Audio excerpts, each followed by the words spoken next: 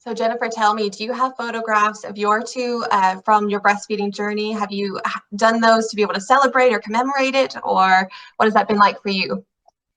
I do have some photos that I love, but I can tell you I wish I had more.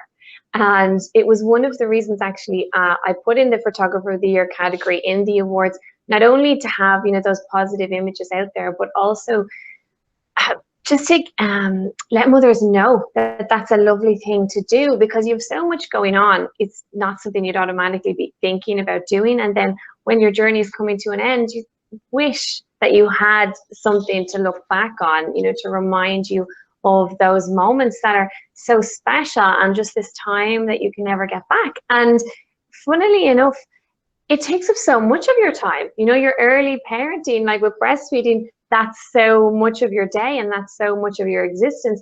Yet we very rarely document it, even though it's, you know, so important to us. And also the way I guess mothers can often be invisible, you know, in family photos a lot of the time. You know, it can be pictures of your little ones or pictures of dad often holding a little one, or, you know, other people in the family, and mothers are almost aren't seen. Although normally, you know, it's mother and baby are one, or mother and toddler are one in so many ways.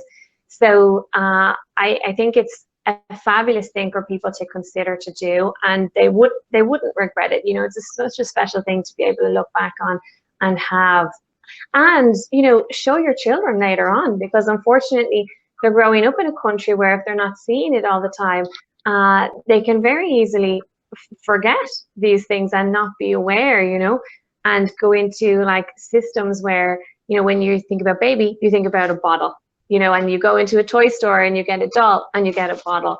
So having these images around the house or having them in an album that they can look back on is actually a really significant thing too, that they can know, oh, this is what I did with mom and this is how it looked. And that was a really special thing and important to her, you know, to get those memories captured. I couldn't agree more. There was actually a photograph of my aunt from 1986, and it's a photograph of her feeding my cousin Sarah, and it was in a book of Western ranch women. And I grew up seeing that, and what it said to me was, this is important to your family, this is part of your family's legacy. And so it made the choice to breastfeed quite natural and simple and easy for me. I didn't actually think much about it because that photograph had always been there, and it was just the one photograph, but the impact of it was huge. And I actually have a breastfeeding photograph up on our mantle of me feeding my son, and it's something that I'm so happy that I have for the days where I don't feel like I'm at my best. My son can still see those images of him being loved, being cuddled, being nurtured.